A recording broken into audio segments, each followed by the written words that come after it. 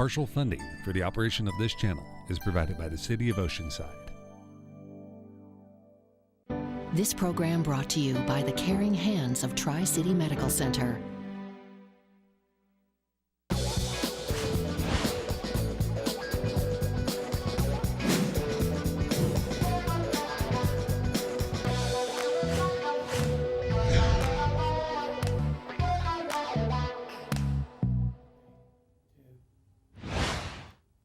Welcome to the Voice of Oceanside. Today, we continue our discussion of what to expect in the wake of a natural disaster. Chris Chauncey from Be Ready Incorporated is joining us again, and we're going to talk about the aftermath of a natural disaster, specifically an earthquake, and how you and your family can prepare. Welcome back, Chris. Thanks for having me. Now, let's do the setup of what they have to prepare for. We're going to assume that there's a 7.8 on the San Andreas Fault. So paint the picture for us of what it's going to be like here in North County immediately after that event. Let's start with transportation.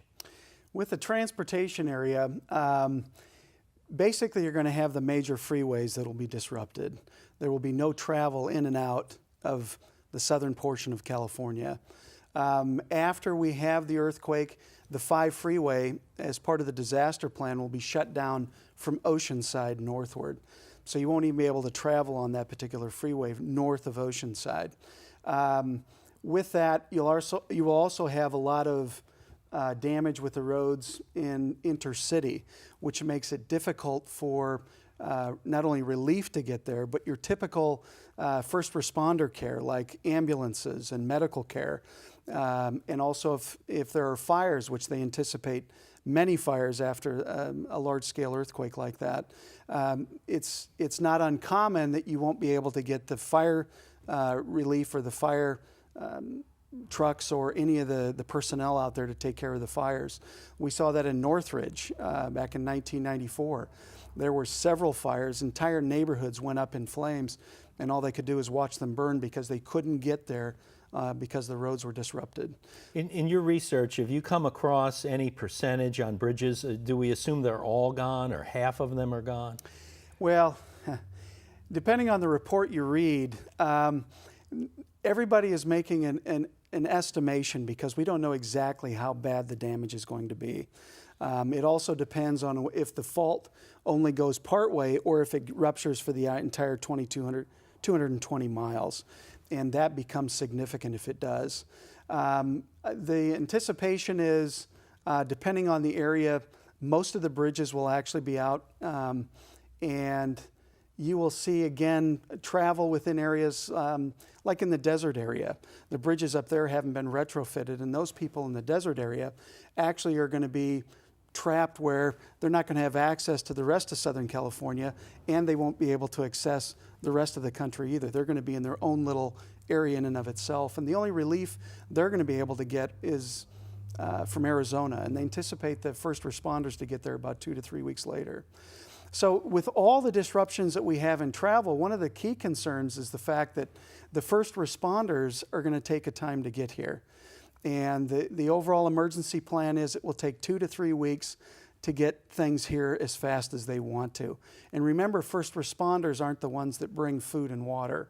That is just to come in and take care of medical needs and to help set up shelters and those types of things. So as folks are driving around out there, if you wanted to make the worst case or most conservative, safest assumption, don't plan on getting over the first bridge, however far that is from your house. Especially depending on where you're located. The other part of that with the travel disruptions is understanding how long it's going to take to get the roads back up and running. The overall game plan in Restoral is that it's going to take 140 to 220 days before these major roads are back up and fully running again. So it's a significant amount of time. It's not like we're going to have them repaired in a couple of weeks and everything's back up to normal. They anticipate economically that this earthquake will cost the state of California about $213 billion. That's the size and scope of this particular rupture. Moving on to water, it's a critical issue here in California in normal times. What's the projection? Well, first of all, 90% of the water for Southern Californians is imported from outside resources. And the three major pipelines that import that water all pass over the San Andreas Fault. So with a complete rupture, all three of those will be severed, and we won't have any access to the normal water lines that we're used to having. And that's fairly significant. There are some areas that have established, knowing that this is going to be an ongoing problem after the San Andreas, there are certain cities that are trying to establish reservoirs. There's a few of them down in San Diego, for instance, and they're all gravity fed. So if the power goes out, there will be some water going through the pipelines. But as we experienced in our recent blackout, any water that passes through the pipelines after a blackout is contaminated because it hasn't gone through the typical purification process. The other part of the problem with any water passing through the pipelines is they're right next to all the sewer lines as well. So with those severed, you're going to have the sewage itself mixing itself with the water supply, anything that's coming towards the homes that we would have access to. So water is going to be a problem. The Water Recovery Department, which has been developed by the state specifically to come up with a plan and to determine how California is going to get back on its feet, had a meeting back in July of 2007. Their anticipation is Southern California will be without water for at least 3 weeks, if not up to 6 months or longer. And again, it has to do with the roads and the inability to get the pipes where they need to go to repair. And with ongoing aftershocks, the continued disruption of the lines and the actual repair work that they do, we tell people plan on that 6-month category because nobody knows for sure exactly who's going to have access to water until it actually happens. And that becomes critical because a person can't live without water, clean drinking water, longer than 3 days. And when you have 20 million people impacted by this particular earthquake looking for fresh, clean drinking water, that becomes a serious issue. And it's going to take a period of time. I know that they want to have bottled water companies pump out as much as they can and do airdrops to communities.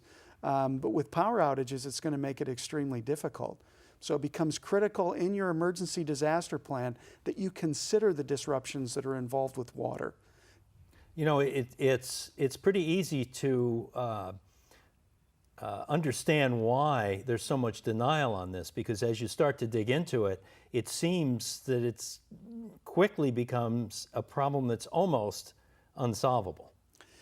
The worst problem we run into when we do seminars is people not only going into denial, but they really don't believe it's going to happen at this particular level. It really can't happen this way. That's what their reaction is. And but every agency out there has come up with the same disaster plan and recovery efforts, and that's what's expected. We can't go into denial in the fact that we import 90% of our water. That's just a fact. And we know, for instance, Carlsbad, Oceanside areas, we import 100% of our water here. So having some sort of water storage has to be a part of a disaster or emergency plan for every family. So the transportation, and of course we have to remember this is all going to happen at once. We're talking about this sequentially, but obviously it will all happen at once. Transport impacts the ability to get water, obviously also impacts the ability to get food. Absolutely. All your normal lines, your shipping lines that bring food into your stores are not going to have that capacity. And that's the part that people need to plan on the most. If you don't have food in your cupboard and you're not one of the lucky few to get to a store within 2 to 3 hours after a disaster, what you have is what you get. And as we've seen in other countries with large-scale disasters, like Haiti, for instance, they had large-scale food shortages for a long period of time. They were always fighting over whatever water and food supplies they could find. Now, I know we consider that to be a third world country, but we're going to see the similar situation here when it comes to food shortages. You're just not going to have access to it. So again, whatever you have in your cupboard is what you're going to have access to. Depending on how fast they can get the roads back up and running and how fast they can get the transport moving is going to determine how soon we can get our relief efforts in here for food. But expect 3 weeks. Even the Red Cross says plan on at least 2 to 3 weeks with food and water. So if it's 2 to 3 weeks when the first responders get there, realize Red Cross, when they come in, they bring a comb, a toothbrush, toothpaste. Other church relief agencies come in with blankets and clothing items. Nobody's bringing in food or water. And we live right next to a large supply of water, but we can't use it because it's salt water. So unless you have some kind of a desal water system, it's of no use to us. So. And if the water is 90% imported, the food's probably close to 100% imported in terms of the manner in which we ingest it. There might be some raw food out there somewhere. Depending on the time of year, too. You know, if it's in the spring, you have access to fields with strawberries. So there are fields and supplies out there for raw goods. But again, you're going to see those go rather quickly when the supply is in short. And of course, the next one up is power. Absolutely. For those of us here in San Diego area that were impacted by that recent outage, we got a real lesson of what it's going to be like. The California Emergency Management Agency said after the San Andreas, again, if it's rupturing the entire 220-mile stretch, it's going to hit that 7.8 to 8.0 category. Most, if not all, of the power grids will be completely out. And they said it will take up to 6 months for most areas, if not up to 12, before they can get all of them back up and restored. There may be certain isolated areas that may have some power, but nobody can say where, and nobody dares predict. But based on the amount of shaking and what they anticipate, we're going to have large, long-term power outages. And as we saw in Japan, even last June, I remember listening to the news. Their power was fully restored, but they had another 7-point category magnitude aftershock, and they were all without power again. And with the 10,000 aftershocks they're anticipating, you can bet that every time one that's a 6.0 or greater hits, that you're going to see another power outage as they're trying to restore those power grids. So whatever you have in your house, flashlights, batteries, propane, anything you have is all you'll have access to in relationship to power during that period of time. You know, it's almost too much to even think about as I'm listening to this, because you can't help but tree off and think about the fact that whoever's repairing the power needs water. Absolutely. Etc. And food. And well, they're all definitely interrelated. I mean, all of these it's all interrelated, and I assume there's somebody factoring that into the planning, but at some point it just becomes whatever happens, happens. Exactly. Well, the other thing, there's optimism over the fact that Carlsbad has a desal plant that's in the process of being built. It's about 3 years out from completion, but you still need power to be able to operate the desal plant. Everything operates off of power. And if it's locally generated power, it needs fuel. Absolutely. Which means roads. Absolutely. Or a pipeline that doesn't exist. And the other thing to consider in your disaster plan is if I'm down in San Diego, there were several people that were gridlocked in traffic during our blackout recently for 3 to 4 hours. They couldn't move, and many cars ran out of gas because they couldn't pump gas because the power was out. So for people that think they're going to go fill up their car, it's not going to happen. Same thing with a neighbor of mine that had a generator. He was lucky to have a generator, ran for 3 hours, and he ran out of gas. So he went over to the gas station. Again, they couldn't pump it. Other things that we learned from that aspect was that you can't access an ATM. There's no cash available from an ATM once the power's out, and you can't pay with a card. So when people did get to a grocery store or to a gas station, they were buying supplies like ice, which typically in a large-scale disaster, the first things that go are the water and the batteries. But in this case, they were trying to save their food, so people were buying ice to throw in their refrigerators. So the ice was the first thing to go, batteries second, but a lot of people were disappointed. The only thing they had in their pocket was plastic, and they couldn't use it. So the infrastructure in general suffers greatly once something this large actually happens. All right, we've painted the picture. I don't even want to get into medical care. I think we've painted the picture appropriately. Let's talk about what we can do. We're going to break this down over our time remaining into what can you do before, what should you or almost have to do during, and what are your options afterwards. So let's start with the preparation. What should people start doing right now? Well, the first thing you need to do is put together a disaster plan. And as you pointed out, the disaster plan considers the before, during, and after. You need to know how you're going to react during the earthquake. But in addition to that, you need to know how to prepare what to do before. For example, in Northridge, 10% of the fatalities in the Northridge earthquake were as a result of objects within the homes actually falling on the people. So in your house, what you need to do is prepare by securing large objects. If you have a chandelier, make sure it's secured. If you have a china cabinet, an entertainment center, all those things up against the wall, they're going to move. With the movement of the San Andreas, the ground is going to be moving and shifting back and forth 6 feet.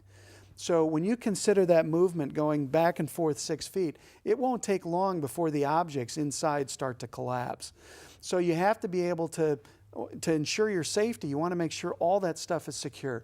Same thing with frames, picture frames. Glass hits the ground.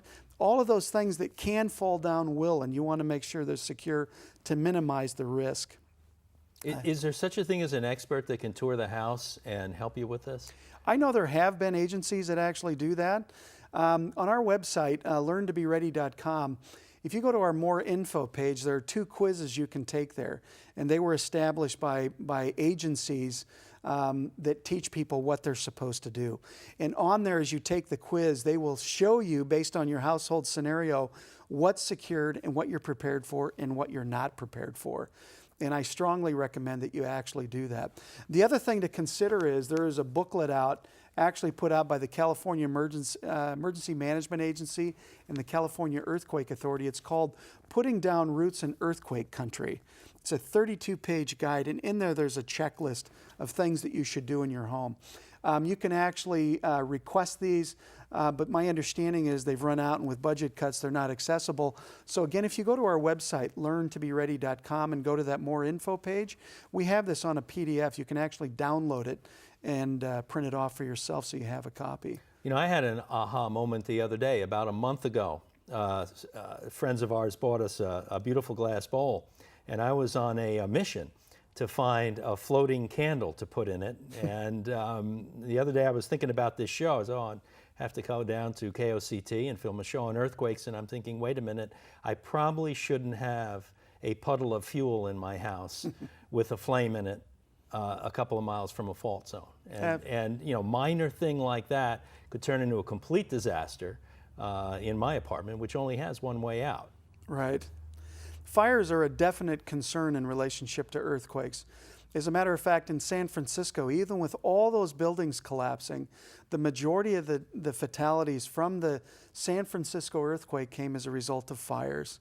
You will see large-scale fires. They're predicting over 1,600 fires, half of which will be mega fires. As the pipelines are disrupted, it will cause fires within the system, and they'll continue to travel into the neighborhoods. So as part of the planning process, you want to make sure you know where the shutoff valve is. If you get up after an earthquake and smell gas, you need to immediately go and shut that off.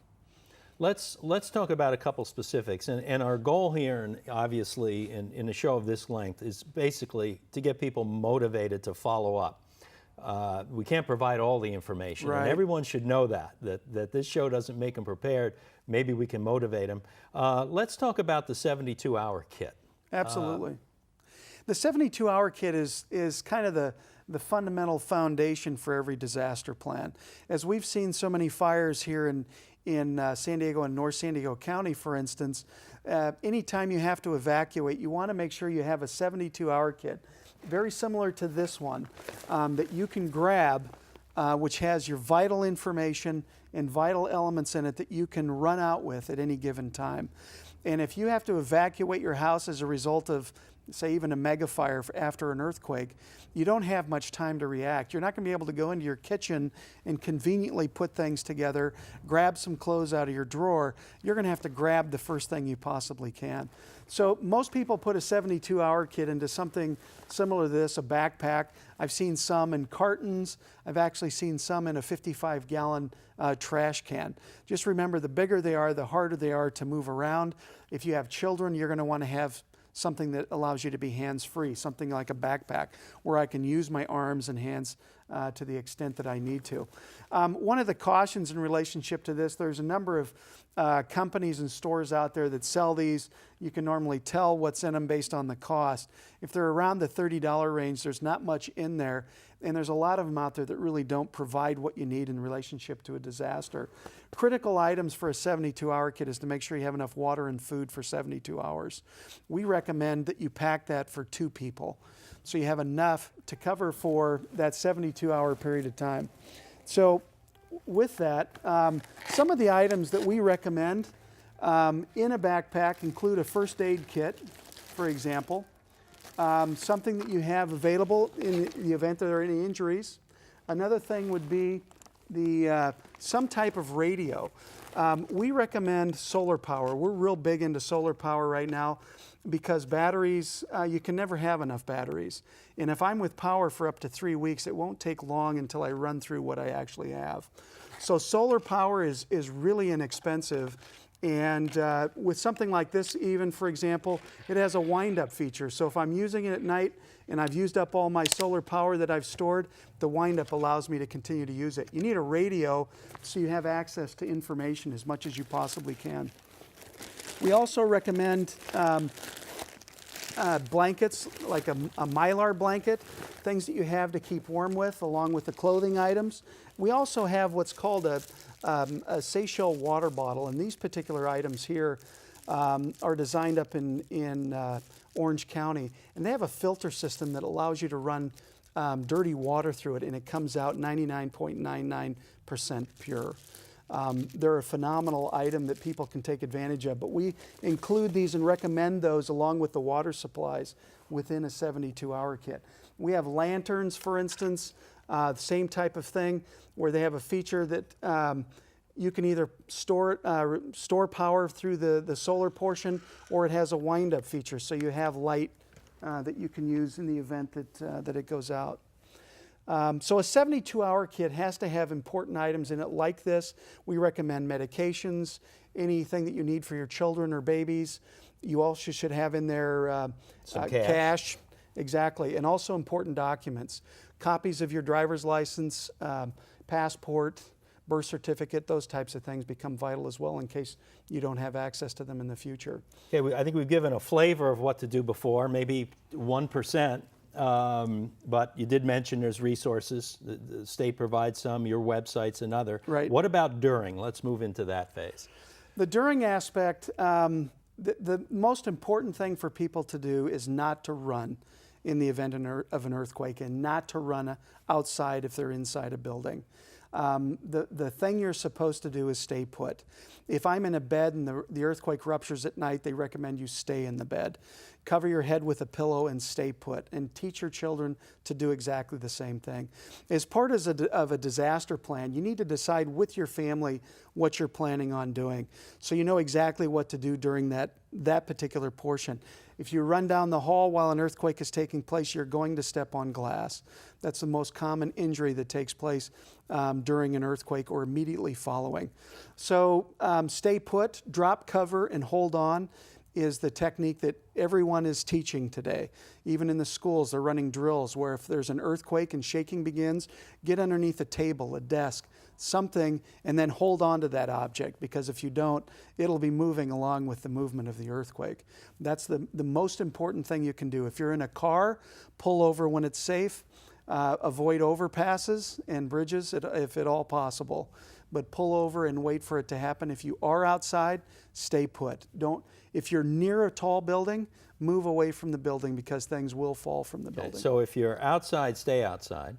If you're inside, stay inside. And I guess if you're right on the cusp, you would move outside to move away from a If I was in the doorway, building. absolutely. If you're in the doorway, outside is better. Absolutely. Okay. And the two techniques that people have thought to use in the past are now they're now educating to do the exact opposite. For instance, it was always thought to stand in a doorway during an earthquake.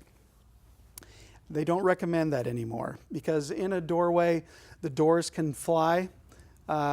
during an earthquake, and also glass typically flies around doorways. So they don't recommend you stand in front of a doorway. You're better off getting in the middle of a room and finding something to cover yourself with. The other one was a technique called the triangle of life. There was an individual that came out with that years ago and claimed that instead of getting underneath something, you should get next to something. Like if I'm underneath a bridge and I'm in my car and I'm stuck, get to the side of your car, and or to the side of your bed or to the side of an object. And if you go to the Red Cross website, they will tell you that's a complete fraud, and to actually avoid that technique. Okay. Any other one point on during before we move to the after? Those are the most important points. How about after, in order? Well, the first thing you do is check for injuries. See if you have any injuries, and deal with them as you possibly can. But if you find you're in particular okay, you become a first responder. That's the recommendation. And a first responder gets up and checks on everybody else. The first thing I would do as a family man, I would get up and check my family first. See if there are any particular needs of theirs that I can take care of. Once they're taken care of, then I move outside and check for neighbors and see if there's anything that I can do there. It's highly effective as part of the planning if you can have a neighborhood meeting, a planning session, and decide who's going to do what during and after an earthquake and how they can help each other out. As a matter of fact, in Japan, that's one of the ways that they were able to survive that magnitude of an earthquake as well as they did, is that the neighborhoods became cohesive and helped each other out. And that becomes important. So once I've checked on everyone, the next thing I want to check is make sure I don't have any gas leaks or down power lines. If I have a gas leak, I should shut it off. I should also immediately shut off the water from my hot water heater.